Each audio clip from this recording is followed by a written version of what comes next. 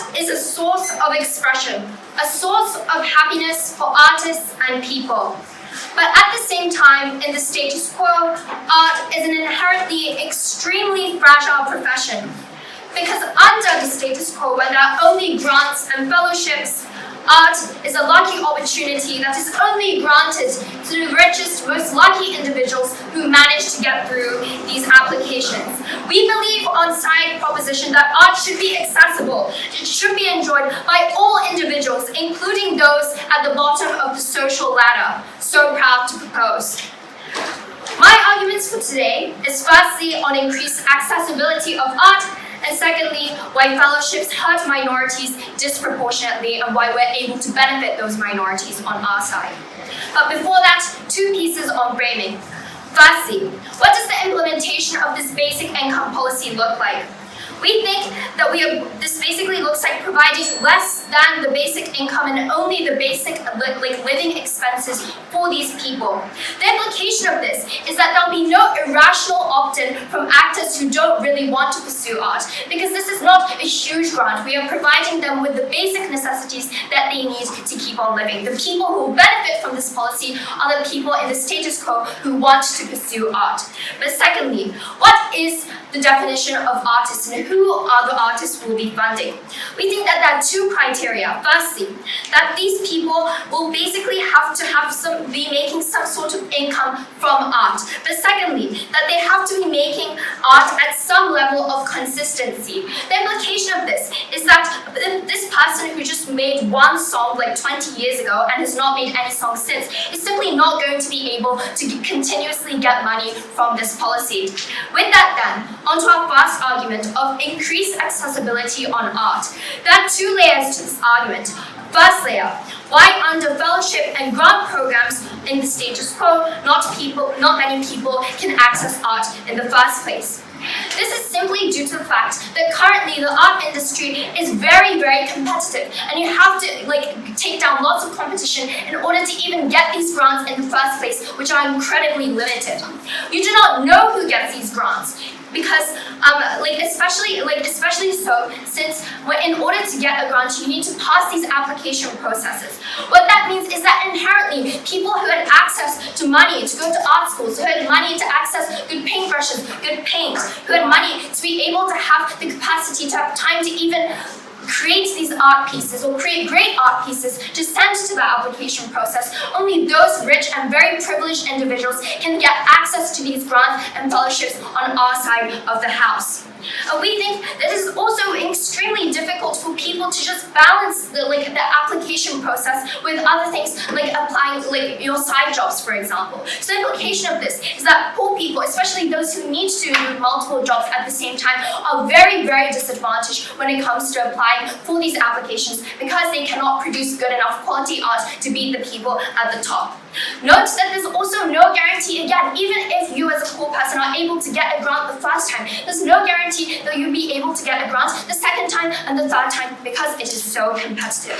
On their side, no thank you. We think that because of this, on their side, many people have to quit art in the first place because their paintings do not go through the application process and they're not even able to get out into the public sphere. We think that there are also people who pursue art because they're so passionate about art, but because they continue to pursue this, they are only depleting money from their pockets and going into a cycle of eternal poverty, not being able to get any money whatsoever. This looks like the people who create mangas in Japan. We think that there are many people who would like to pursue mangas but simply cannot get enough income to sustain their basic necessities, and yet they still keep on going. On the comparative, on our side, under our policy, everyone is able to get money. Every single artist is able to get money. So, on to layer 2 then. What is the impact of this? The impact of this is twofold.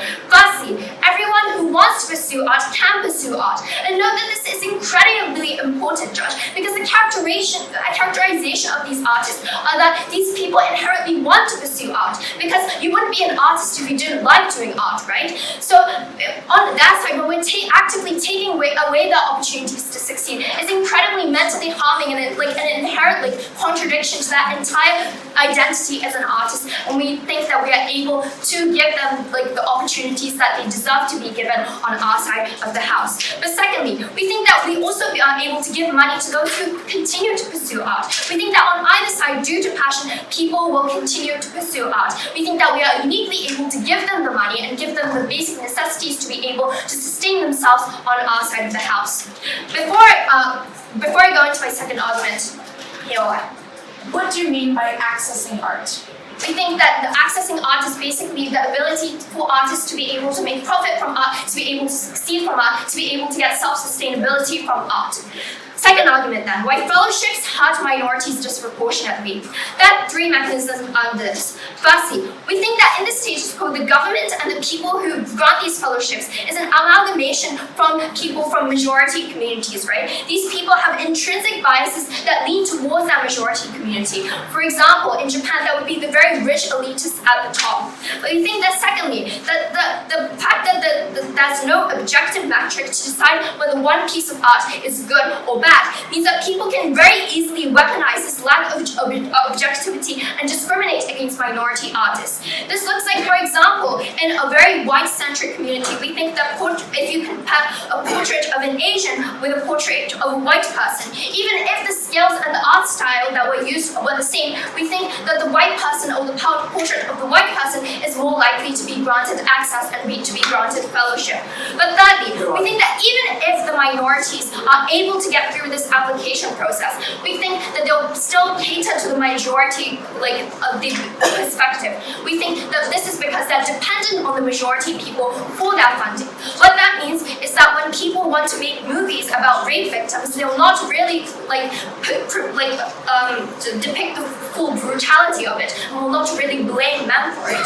And we think that they'll downplay this to a significant extent. This also looks like whitewashed paintings of racism that exist in the status quo and can only get publicity under that brutal policy. The implication of this is that minorities cannot get grants, and even if they do, it's only for artists who downplay the social message. So what is the importance of this? The importance of this is twofold. Firstly, on principle, we think that this is principally wrong. We think that it is inherently arbitrary where you are born and what status you are born. So it is wrong for the state to actively endorse discrimination against certain groups of people. Just in the same way, it is not good for the state to actively fund white schools over black schools or white schools over Latino schools. We think that it's simply wrong to take this policy or to further the continuation of this policy. This policy should be for all. But secondly, we think that minority art in and of itself is extremely important, especially for those minorities, because it is simply very liberating for them to be able to express their anger, to express their oppression. We think that at the point in which the state is not allowing them to do this,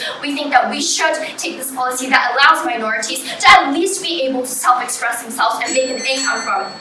But lastly, we think that there are many societal implications of this. The fact that literary arts like the color purple or music from artists like Troye Sivan spread huge societal messages to the rest of society. We think that on that side, that is at the point at which you're not able to get these societal narratives out in the open. For all those reasons, proud to propose. Thank you.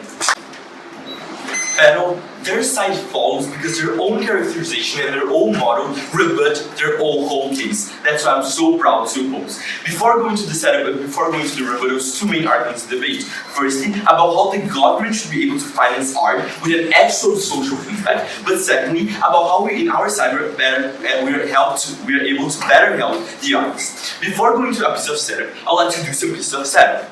What they bring in their model is that for the person to be able to enter their program, this person needs to be already be able to sustain itself from art, needs to be already be able to make some profit out of the art.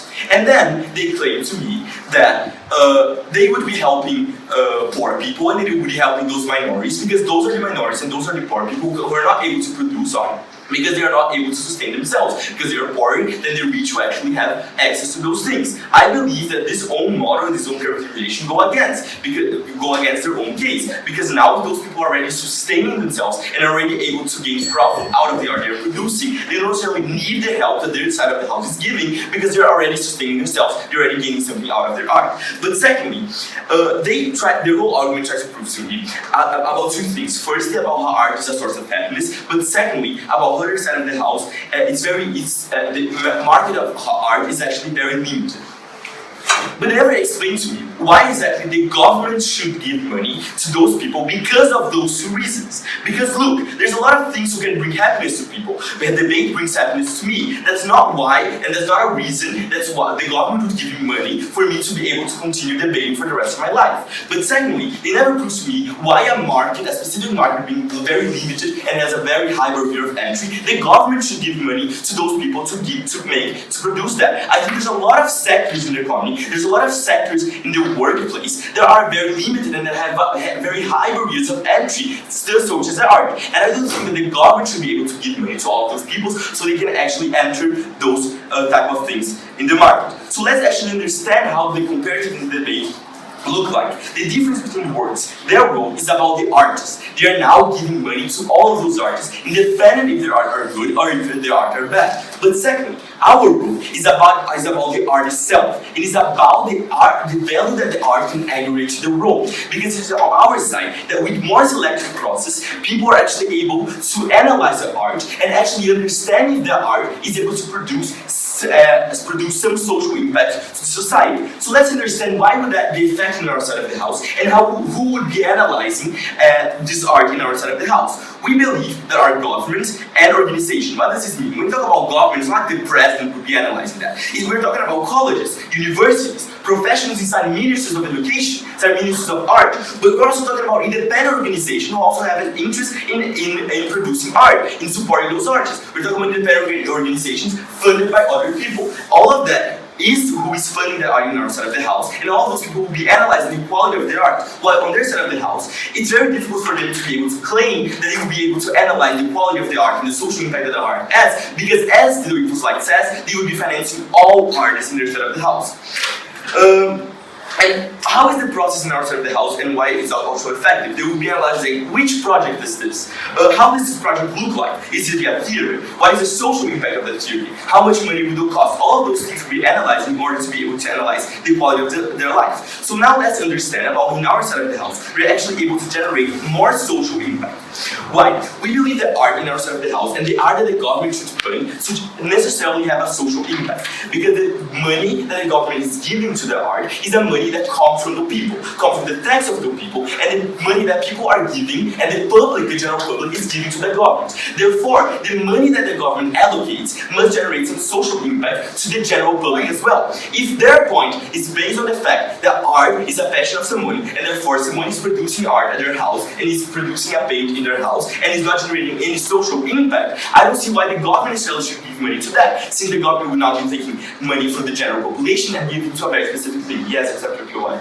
Behind the guise of social utility is governments weaponizing this word to limit the capacity for specific individuals and their anti-government views from being proliferated into society. As I just explained, I explained to you why would that be effective. I don't think it's just like the president that is only doing that. We have Minister of Education, we have Minister of Art. But not only that, even if you try to portray that those are also used by the government in order to instrumentalize that for government propaganda, in our side of the house, as the info slide says, we're still talking about organizations. We're still talking about independent organization. If a very rich independent organization decides to put art in our side of the house, they will still be able to do so, and they will still be able to do so with a quality of art, because in our side is that we have a selective process. So how is the social impact defined? The social impact is about the social impact that is able to generate on people. What are we talking about? We're talking about the emotional response that it has on people. We're talking about, for example, how people will think and how people will reflect upon that art. So therefore, we're not funding any type of art. We're funding the type of art that is able to generate an emotional response. We're funding the type of art that is able to generate critical thinking and a broader thinking in people's life. How are we actually having better quality of art in our side of the house? Because first, know that art, and for you to be able to produce art, is expensive.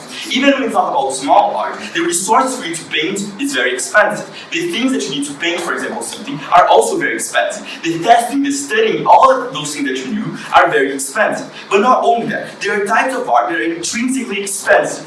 we're talking about theater. For you to be able to produce a play, that's also very expensive. You need plays, you need actors, that will go a lot of money. When you talk about movie, that's also intrinsically expensive. So how in their side of the house they're actually taking away this quality?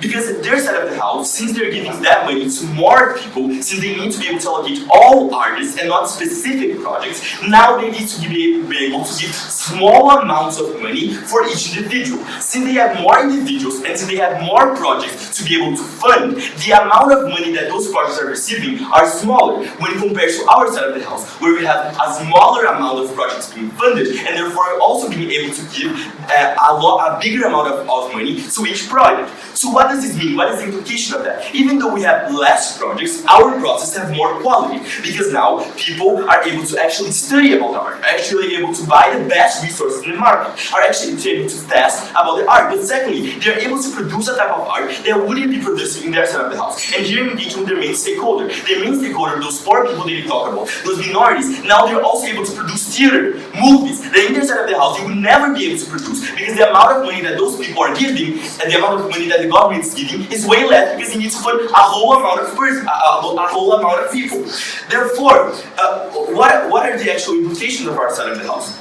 We are able to not only fulfill the actual necessities of the government that they are having in their side of the house, because they're thinking they did never give me reasons and now they have the burden to prove to me why the government specifically have a reason to give those people that money.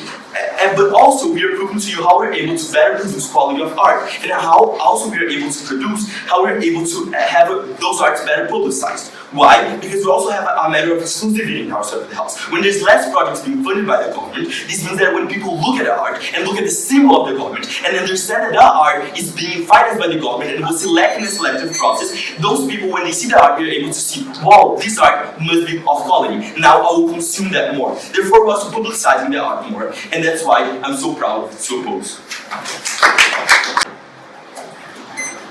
The usage of art as utility maximizing machines is something that we ought not practice, because art is so much more than that. Art is livelihood. Art is life, and that is what we stand for in our world. Because what we allow individuals to do is to express themselves, regardless of if that piece of art creates social utility, regardless of if that goes against what the government wants to proliferate, and regardless of your social background.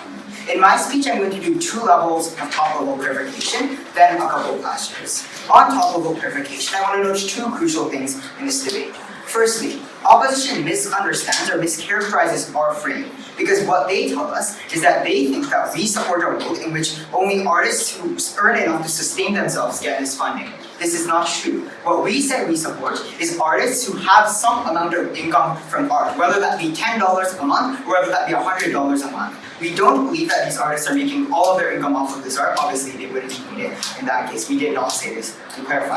But secondly, I also don't think that opposition has enough fiat to say that the standard by which all of these artworks will be judged is simply on social utility, for 2 reasons. Number 1, because oftentimes these art programs, as the info slide specifies, are external to the government through things like organizations, which governments have very little purview over. And also secondly, that there are a lot of uncontrollable factors that exist in organizations and governments. Like yes, the Minister of Art does exist, but you also don't know what the Minister of Art thinks, and you cannot believe that the Minister of Art is always going to maximize social utility. Therefore, I don't think the criteria by which opposition can judge artwork is always going to be this idea of social utility.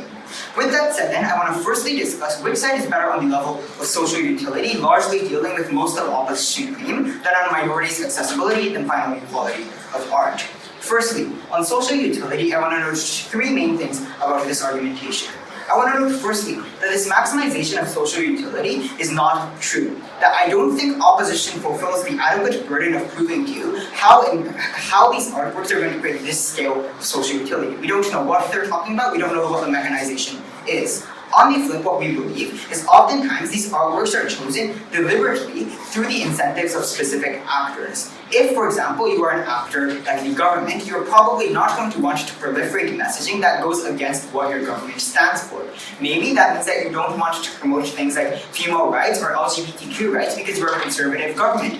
Maybe all that means is that you don't want to depict specific politicians in negative ways. But we do think that in any scenario, there are going to be third-party, other ulterior incentives other than social utility that mess with the calculus. The problem and the unique reason why this is extremely harmful in opposition is because opposition allows for governments to do this, organizations to do this under the guise of social utility. Because what these people can do is claim they're trying to maximize social utility while minimizing individuals who have opposing views. They can do this, and this is going to be incredibly harmful. But the second layer of response is to say that not only is this harmful in a general scale because the maximization of social utility isn't going to happen, but also that this is going to massively harm minorities specifically for two main reasons. Number one, because minorities are unable to create artworks that are probably going to be perceived as good, or as the info slide says, have merit in a lot of scenarios. Because as they to somewhat correctly characterize, artwork to some extent does require a lot of training, and creating good artwork, or artwork that will be accepted by society and therefore create social utility, are going to have to be artworks that have a lot of resources put into it. The implication being that minorities are unable to access the scale of social utility that opposition wants to push, and therefore these vulnerable actors, whose one of their only methods by which they can self-express is artwork, are limited. The reason why this is crucial is, just like I said, this is one of the only methods for their self-expression. Because they cannot do things like vote in the government and have enough votes to create change from themselves. But art can be sensationalized, art can be picked up, art can be displayed, and this can proliferate their messaging across a broader spectrum of individuals doing things like garnering sympathy for votes. The implication is minorities are better in our world. But the second reason why minorities are harmed is, as I said, there are going to be intrinsic biases that mess with the process, which means that the maximization of social utility is going to be the minimization of minorities. Before my third response, go ahead. The biases isn't exclusive. In both sides of the house, government needs to decide what is art. And graffiti wouldn't receive money in both sides of the house because the government would say, this is not art. Yeah, okay, two things. One, I don't think that this is very true. There is a dictionary definition of art, and graffiti does fit into that dictionary definition of art. We have the Oxford English Dictionary right here, we looked it up. But also secondly, I want you to note that this is a highly uncomparative claim at best, because their world has a lot more limitation than anything in our world. Maybe graffiti won't get any funding in our world, but a hell of a lot more things are going to get funding in our world in comparison to their world. Third and final response then. Social utility is a fluffy impact. It is an impact that is unclear. We do not know what type of social utility is created. We don't know what types of art they're making. We don't know what types of social utility they're creating in their world. We think that a far more important impact in this debate that is in the second question, which side is better in terms of accessibility. Our argumentation was fairly intuitive here. We tell you that art is a very competitive landscape, that individuals have to fight tooth and nail to make it in any sort of way, and that this is an unsustainable way to run this industry. On the flip, then, what we can do is we can guarantee that these individuals have some amount of income so that they can continue to pursue their passions. There were two important impacts of this. Firstly, that these individuals can do what they want. Rather than, for example, having to do things like take on 3 part-time jobs, you can take on 2, and you spend that rest of the time doing your artwork. But also secondly, that it leads to mass-scale poverty alleviation. That a lot of the times these artists are in poor situations and they're unable to live by themselves. And for these individuals, we can alleviate their poverty. Now, the outlandish opposition response you get in response to, about this is basically to say, well, governments shouldn't have to do this because this is the same in any other industry. There's 2 problems with this analysis. Number 1, it is not the same in every other industry. Art is actually uniquely competitive and uniquely cutthroat, and only the top 1% of earners earn enough income to sustain themselves. Art is more competitive than anything else. But secondly, we do think that this utility maximization of things like poverty alleviation, hard impacts that we can get in our world, is something that governments ought to prioritize over unclear impacting like social utility. Before I move on, one last POI here. You talk about the duty and you talk about this poverty. Do you believe that governments can still have welfare policies just to alleviate poverty? We don't believe that they need to give money to art just to alleviate that. Yeah, 2 things. One, we have a lot of money here. We should probably be using it for the poor. That was our case. And also, secondly, I don't think that governments have enough welfare policy to, for example, target artists. Oftentimes, it's unemployment benefits, for example, that governments use that money for. Artists have some amount of employment. I don't think artists are getting enough money right now. Finally then, I want to, in my last 40 seconds, just deal with this. I just want to finally talk a little bit more about minorities, because there was an important principle after that was unengaged in this argumentation. That is to say, that governments are discriminating minorities or disadvantaged individuals uniquely in opposition to growth under the disguise of social utility or under the disguise of merit. And this is an unjustifiable way to run things. That even if all of these individuals have the most maximal altruistic incentives and all they wanted to do is maximize social utility, all they wanted to do is create a better art industry, but the fact that they have some amount of intrinsic biases that clash against that incentive is going to keep that they're going to have biased results. That even if everybody tries their absolute best, it is still going to be biased. The government cannot condone such injustices. This is a principle. In fact, this is an impact alone that is debate winning. Proud to stand on well. Panel. I love drawing. I think drawing is very fun. I think drawing makes me happy. But that doesn't mean that the government necessarily needs to give me money for that. We believe that art is impactful so that people can see it, so that people can feel it. We believe access to art is so significant because art moves people. On their side of the house, you're funding art that will never meet the public eye. Art that will never get to fulfill its role, which they admit is making people happy and feel things. We're incredibly proud to defend quality art on side opposition. What am I addressing in this speech? Firstly, I'm going to be discussing our process and the concept of access to art. Then I will be engaging on minorities, but also I will be bringing a second constructive on how we better the actual careers of the artists they so care about. But firstly, on access to art, notice that they say that art is important within their first speech because it makes you happy, because it's a form of expression. Notice how this isn't contingent on you having a living to produce art. You can still make art because it makes you happy on both sides of the house. We believe that people who enjoy drawing, people who enjoy singing or playing a guitar, people who enjoy writing can still do that on their side of the house, just as they can on our side of the house. That isn't the biggest delta on this debate. We're not stopping people from doing things that make them happy. But most importantly, we believe that the access to the industry of art is important for the sake of making sure that things that are being published are of quality and that we have actual people who are capable of publishing things that aren't just the rich white majority who already have access and resources to enter these institutions in the first place. On side opposition, we're actually providing people a ticket to enter this industry, which they're continuously locked out of on their side of the house. Now, how does the process work? We believe that on our side of the house, you will have to submit a portfolio, meaning you show the process of your work, the kind of work you produce, how you study work. You're going to provide essays and analysis on the work you produce. You're going to provide proposals for what you want to produce your work about, and you might go through an interview even. This means that the judgment is much more than just a simple look and a bias. There's a literal amount of evaluation in regards to quality. Remember that these institutions aren't just political institutions. These are literal institutions filled with people who spend their entire lives studying and dedicating themselves to art because they think it's important and because they like analyzing it, they think it has depth. We don't think these people are going to immediately put their bias in the first place and that they have an incentive and the capacity to care about the quality of it.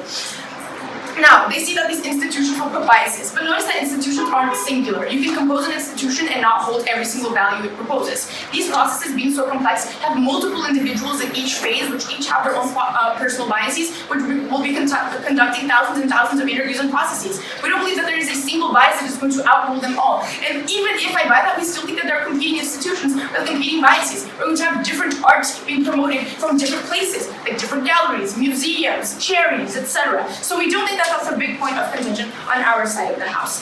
Now, we much rather have art that is judged on depth and intention, on the level of skill of those artists, and the meaning, so that we can actually produce quality art. But most importantly, we think it is significantly more important to provide people with resources so that that art can actually see the light of day. Why are some of the most impactful, for example, writers that we have so important? Think of Franz Kafka, think of Fernando Pessoa. Their art is important because it reached the world. Their art almost was completely insignificant and forgotten and didn't provoke any impact whatsoever because it wasn't published. On their side of the house, you're not providing people with enough resources to actually enter and break into the industry of art with what they're producing. You need significant amounts of money so that you can actually have trials and experiments and studies of the piece, so that you can experiment with different materials, different kinds of paint, different kinds of mediums, so that you can actually, for example, gain access to events where you can promote your own art, or so that you can have larger projects that involve significant more amounts of money, like film. They never engage with a scenario where art is actually expensive if you want to produce it in the long run. And if you're providing people with just the basic amount of money they need to survive, the poor people on their side aren't producing that art either. But most importantly, on our side of the house, these people gain access to institutions like galleries, like museums, where they can actually gain a career out of this because they're gaining connections. Because their work, now that it's actually properly produced, can be sold to someone who is a private collector, or can be shown at the local theater because they can pay to do so. We believe art only fulfills its impact, which they agree, on our side of the house when people are actually capable in terms of finances to produce that.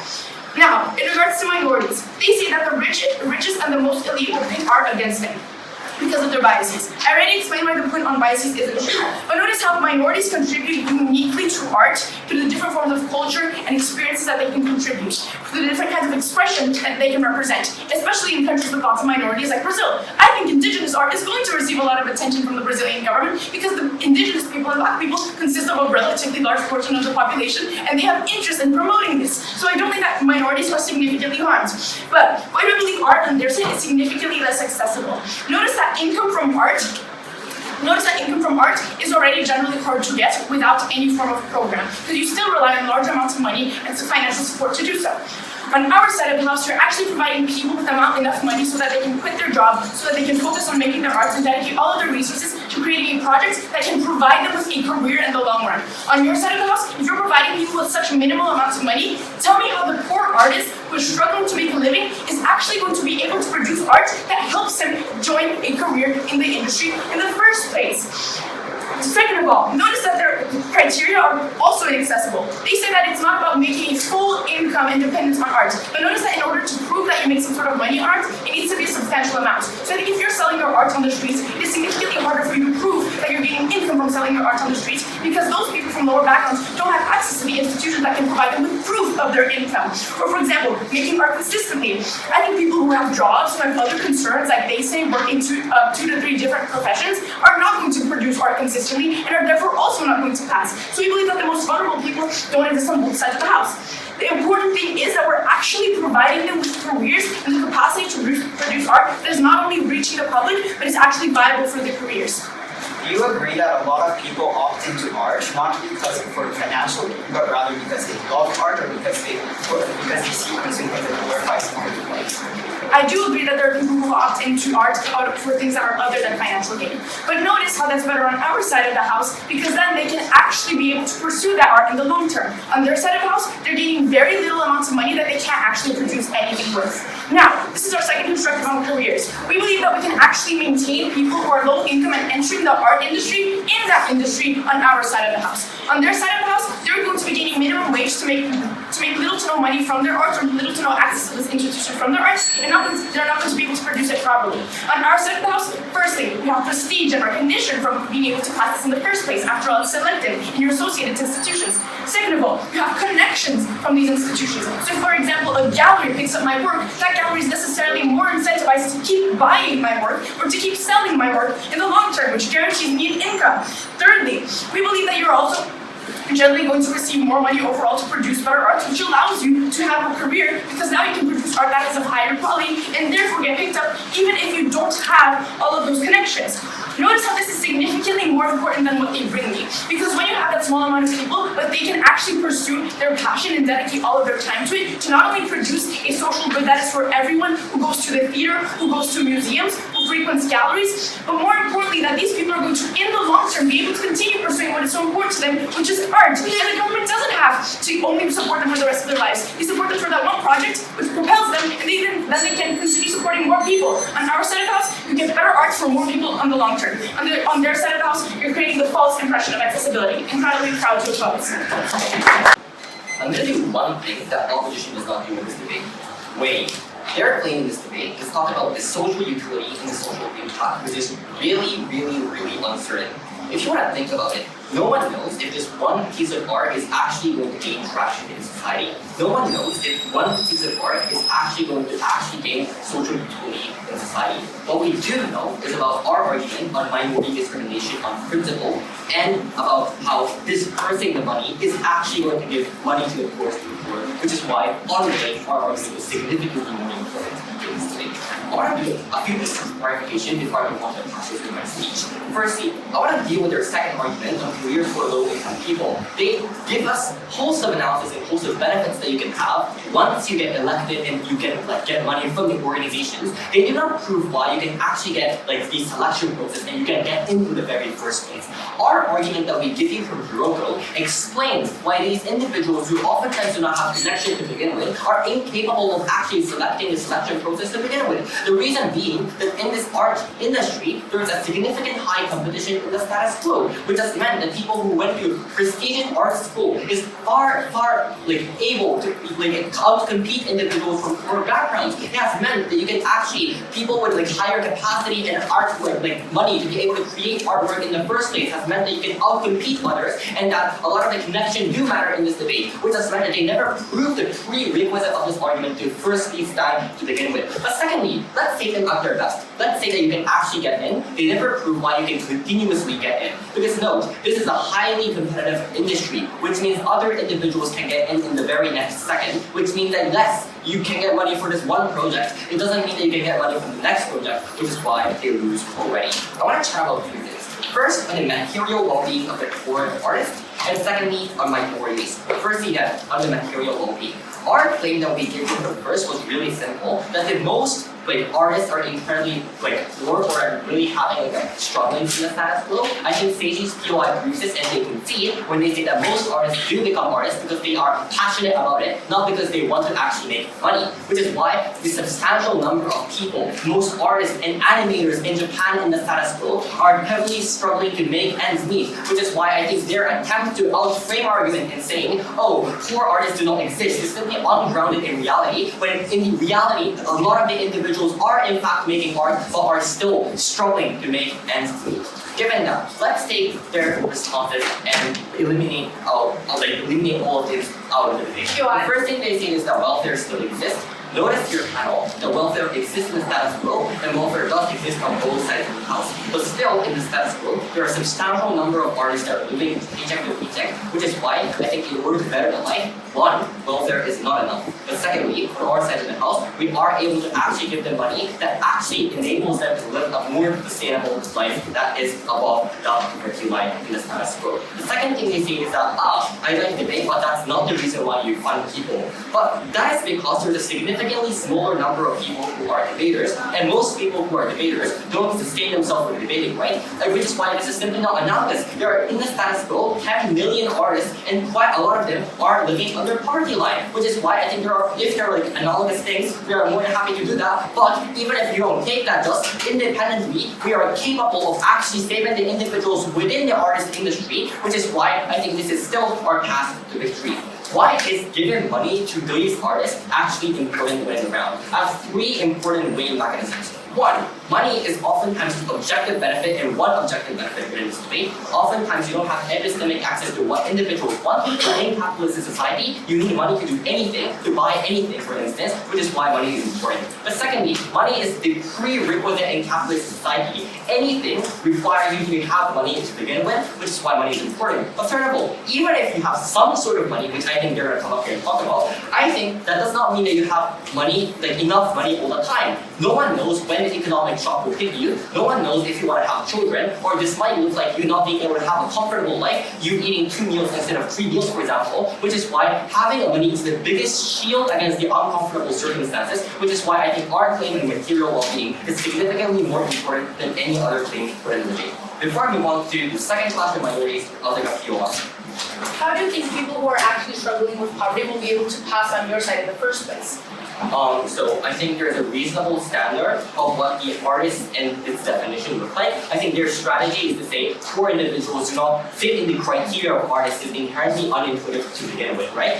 Let's say animators who is making anime in Japan are obviously artists, right? They are in the film industry and they are in film making progress. It's unclear why they are saying that these people are not artists. On our side, we at least give them the money, which is why we significantly help the most vulnerable. Secondly, on minorities, what we tell you from So what we tell you from Hiroko was extremely simple. That in the process of actually making the decisions, I think there are internal biases, etc. Their claim is that, we should fund something that generates social impact. But the premise of this standing to begin with is that the governments and organizations have the perfect capacity to actually assess which art has more social utility and which art has less utility. And our claim that we give you from Hiroko, which was directly not responded to, was that the decision-making calculus is fundamentally biased to begin with. And their response implicitly from second was to say there are a lot of processes and criteria, and judges and NGOs are in fact involved in the selection processes.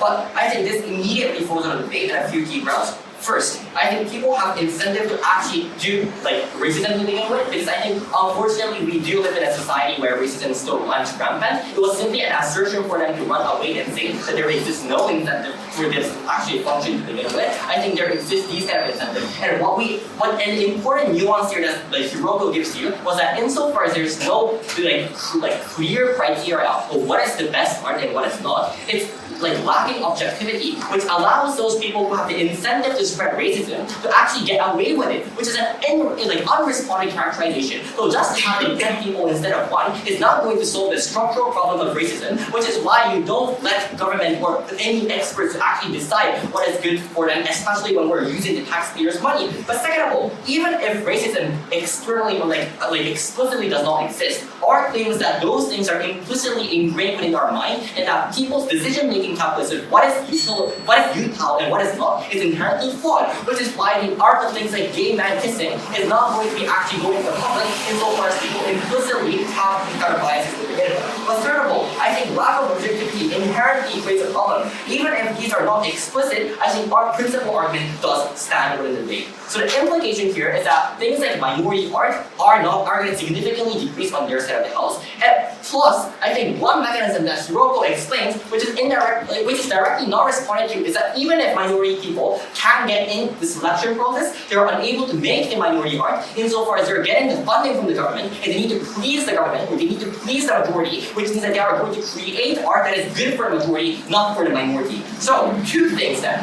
One, we win because this is principally unjust. It is principally wrong to simply only fund white people and not black people in the process of let's say scholarship, right? We think this is principally illegitimate for the government to do this. But secondly, internally, we think when there's minority art, minority individuals can actually perceive and self-affirm that their art and their gender or their race is actually good. This is incontingent of social change. We think having minority art is in and of itself a good thing. For all those reasons, Team Japan takes this debate. When you're there contradictory since the beginning of the debate, the first thing that they establish is the a model that says that people need to have some source of income from art to actually can participate in that kind of problem.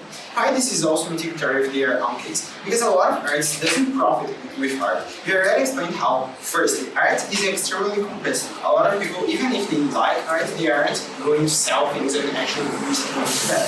But mainly, why this is most contradictory with their own case? Because what they say, a lot of people do art not because they want to have income from that, not because they have financial prospects on that, but because they like art, because they are passionate about art. So if you get the majority of the population that they are trying to affect actually does art because they are passionate and don't sell this kind of art. So we don't believe that these kind of person are having income with art. So we believe that if their model passes, these kind of people aren't actually participating in their own program that they try to create in this debate. So we believe that they are contradictory since the beginning. But second thing, they try to paint in this debate that a lot of people they are passionate about art, even if they have some kind of income, but we believe that this is true, but they have the burden to prove why in this debate, governments should financiate the passion of people.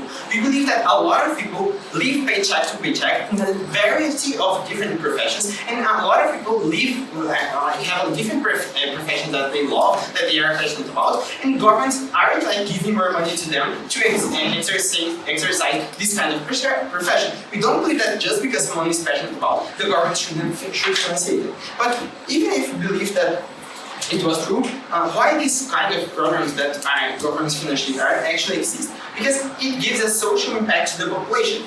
It's not necessarily just you are giving money to artists and to produce their own pictures. We are actually giving money to artists because they will actually give a return to the society, and the money that these taxpayers give to the government to invest in this kind of program, they are actually returning to them because we have a social impact on that. So what they had to mainstream in this debate is that the kind of artists that they had in their side of the house is actually giving more social impact to the population than what we have in our side of the house. I'll engage with my second point in this debate about quality of art, how just we can have more this social impact in our side of the house. But now, the two main clashes of this debate. First on minorities and second on quality of art. First on minorities. We believe that they try to paint, firstly, that a lot of people that are in minorities, they won't have the capacity to produce art and be autosufficient with art in our set of things.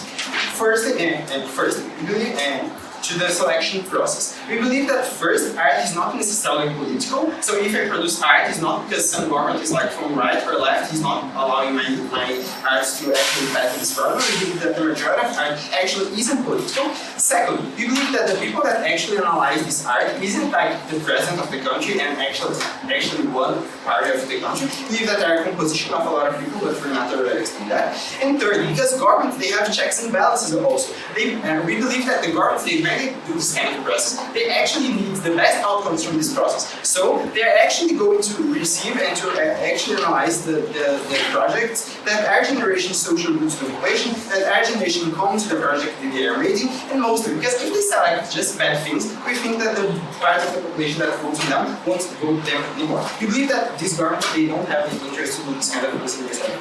But more than that, why do we believe that even the minorities, even when they are from different groups, they are still selected in our set of house? Because the process is not what we paint. We believe that it's not like you send in a project that is expensive and the government likes and they will select it. We believe that's much more about the project. That's what the influence is about. So if you have a good project, for example, having a theater and producing that theater, explaining how it will impact the population and what kind of resources you need to do that theater, these kind of things are passing in our side of the house. By doing their side of the house, what they actually need to do to prove that they are artists is sending art to the government. So we believe that the only way that we can financiate minorities to have good projects, good projects, and actually improve their capacities in art, have the income to do good art, and actually produce something that has social impact in society, is only in our side of the house, and they actually give them this money to do these kind of things. But more than that, they try to paint, oh, they suffered biases.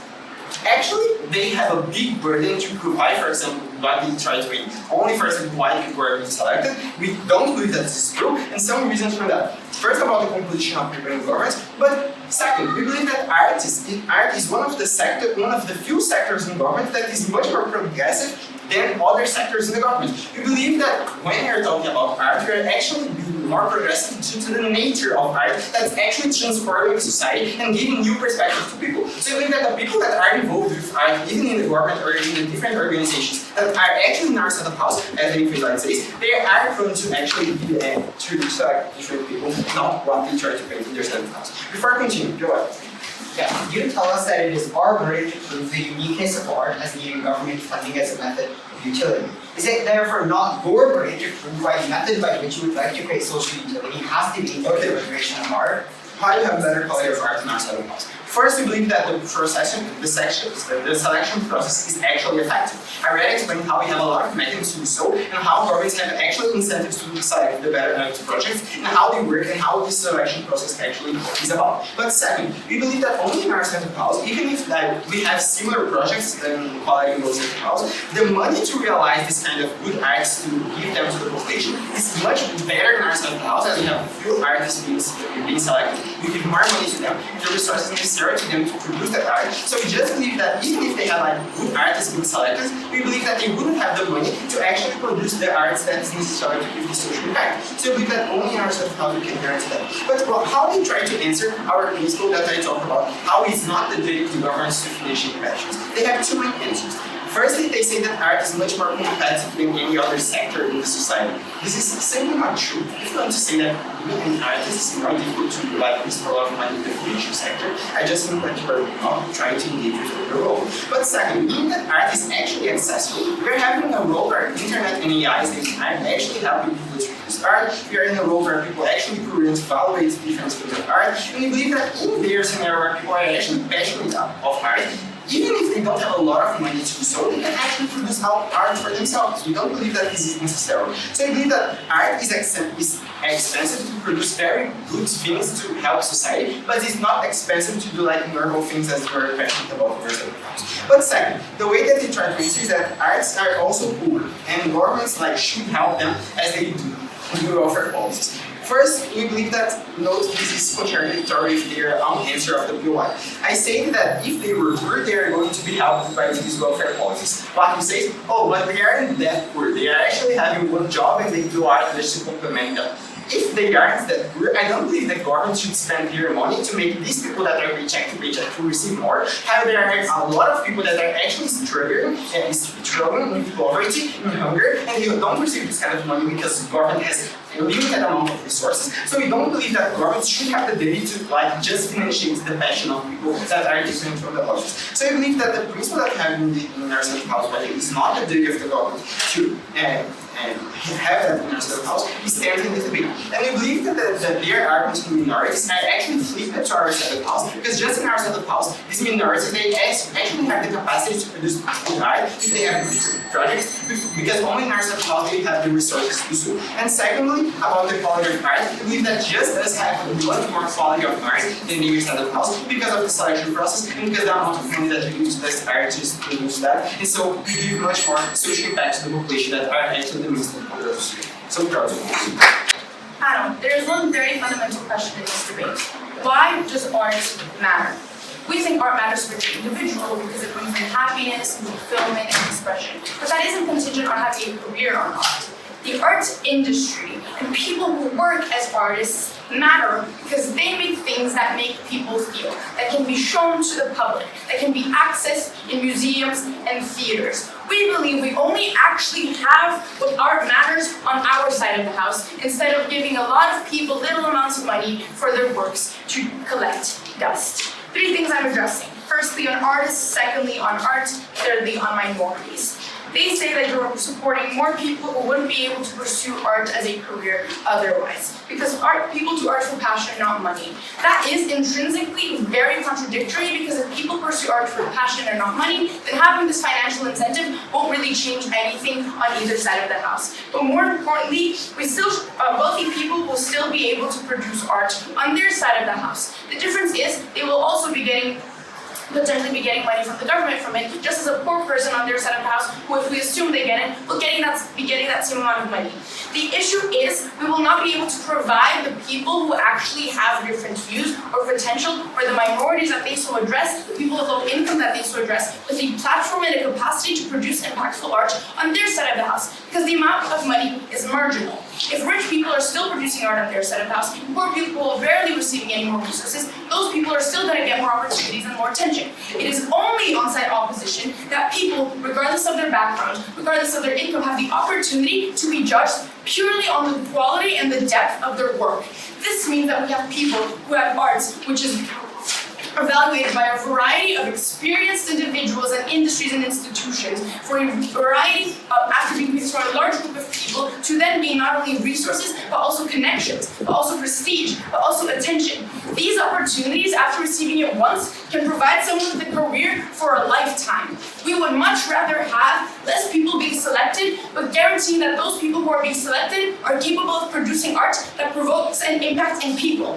What they say is that art to have social utility should not have bias in the selection process. But notice that having people that art reach people and have its goal of expressing and provoking emotion doesn't necessarily rely on the complex idea of social utility, but merely accessibility in regards to being in museums or theaters. We believe that's only possible on-site opposition when you provide people with not only the resources but the connections and the opportunities which are exclusive to the fact that you have less people receiving more resources. Now, they say that more art is better because art is about expression and it's completely subjective. But we explain to you that we have entire industries built on the study of complex art. And that art, even if more art is better, that more art is only better if it actually reaches people. Notice how on our side of the house, we're actually having more art reach reach people when we're having programs where those artists who wouldn't get the opportunity to otherwise actually get to express and publish their art. The delta on their side of the house is that art which is being produced by low income and minority people, if I buy all of their framing that there's bias and prejudice on our side of the house, is still not reaching anybody and fulfilling the impact. It's still not actually providing people with a career so they can give up on the 2 jobs they give. But notice how I'm engaging with their best scenario where I buy their framing on how low income people and minorities are better accommodated on their side of the house. Notice how they also didn't really manage to prove that, because their process in itself happens to be significantly more discriminatory than ours, because it is based on the capacity of income and consistency. Both of those rely on free time and your financial circumstances so that you can produce art and prove that you make some kind of money from producing art. On our side of the house, because you're judging based off of portfolios, ideas, depth, propositions, none of that is necessarily contingent on your income. We believe that art better fulfills its purpose outside opposition. We believe we have better artists and more expression on only our side of the house. Incredibly proud to have loved. Opposition asks why art matters, but far more pertinently, why do people matter? Art is being used as a utility maximizing machine. My speech will prove to you that art is just another profession, but one that is so intensely competitive and impossible for the poor to further themselves, and that is why you must take pride. Firstly then, for the poor artists, I want to firstly answer the question, are artists poor on opposition? The only reason you get for artists not being poor on opposition is there exists welfare systems which you get in POI. This, from Natsuki's speech and an unresponded response we proved you, is not enough. The important nuance, therefore, of artists being poor on opposition is not just that they're poor, but that they're unable to do things like access alternative measures, which my first introduction mentions. As DLO concedes to my POI, it is deceptively alluring. People become incredibly passionate about art. People develop things like sunk cost fallacies, where they've invested too much, and art is an untransferable skill. The implication then is that individuals are unable to opt out of art, individuals stuck in the poor, individuals are stuck in a lack of earning that exists in opposition. Comparatively then, are these artists better in our world? Opposition will have you believe 2 main reasons as to why artists are not better in our world. Opposition firstly will have you believe that poor people are unable to pass in our world. But Natsuki explains how many, for example animators, are under the line of poverty. But it's not even just that, right? It's the artist on Etsy who can't sell more than 1 painting. It's the teenage artist trying to sell street art. These people are parts of this motion. If your friend buys your art, you qualify for this money. I also want to next deal with the opposition claim that if majority of these artists are so passionate about art, then it's probably fine that they're poor. But the issue lies outside of art, which I'm sure Natsuki's weighing mechanisms prove to you. It's about whether you have food on the table, milk for your baby, a house for your family. It's not just about whether you can have fun in art. Is this argument, therefore, is all of this important in this debate? We give you 4 reasons why this is massively important. 1, that money is the only objective metric by which we can have this debate in. Social utility is perceptive, subjective. We don't know what people want, and everybody wants different things. But money is something everybody wants. Secondly, that money is the prerequisite to live in a capitalistic society, and anything you do requires money. And thirdly, even if you have a lot of money, you have to do things like create safety nets, or you might want to have children in the future. Therefore, money is the great enabler. Therefore, we think that money is the most maximum important thing in this debate, and for these impoverished individuals, this is the most important thing. I want to finally, before talking about minorities, deal with the idea that taxpayers' money should go to socially utilitarian things. 1, this is again a premise that opposition being able to prove impartiality, which they have never done in this debate. And 2, this is the most futile thing to do in this debate. The impacts on opposition are incredibly fluffy. Let's talk about minorities then, and every important response opposition gives. Opposition wants you to believe a lot of things like this insane idea that art isn't political, the actual important responses you get from op are truthful. They firstly have you believe that governments are diverse and have checks and balances against minorities. Across the bench, we tell you 2 things. 1, not all countries have this. They can't just debate in the most progressive democracies. They have to exist in the spectrum of the context. It is true that in many countries, the top of the ladder are individuals who are old, rich, and white. It is true that in a lot of countries, the top of the ladder are individuals who believe that women have no place in society. But secondly, that there is implicit biases that cannot be tackled even if the governmental system in and of itself is perfect. Humans are not. And no matter how many cumulative individuals you have, they still, for example, buy into the view of the majority. Opposition then has you believe that there's a lot of backlash when minorities get in. But often it's more implicit than that. Minorities having significantly smaller chances of getting in, it is incredibly hard to call out. It is a matter of statistics and a statistic that never gets published. The implication of all of this is that the argument of biases stand. This is principally wrong because it is arbitrary where you are, whether you are a minority or not. This is analogous to only funding white individuals and disregarding black individuals. I think that this argument is maximally important and a principal metric we take this debate. Thank you.